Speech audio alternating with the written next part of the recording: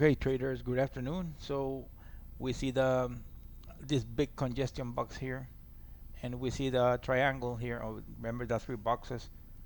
Okay, so this means an explosive move. Okay, try to made a short here that got stopped out. Then, well, I see the visual imbalance, screaming to the upside. Then we see lots of momentum, and we see the Nasdaq.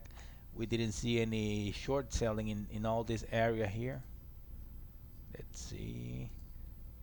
Okay, no short selling in this area for the Nasdaq, which is it's a good hint that sellers are not interested in this area. So then we see the visual imbalance pushing to the upside, and when we went long here, we recouped this loss.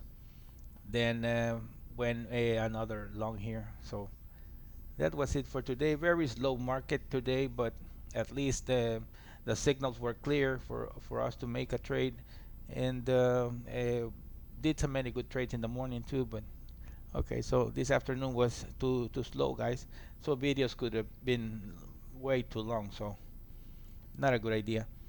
Okay, guys, thanks for watching. If you're interested in the system, there's a link in the description of this video. You can contact me. I will be happy to send you information, guys. Have a great day.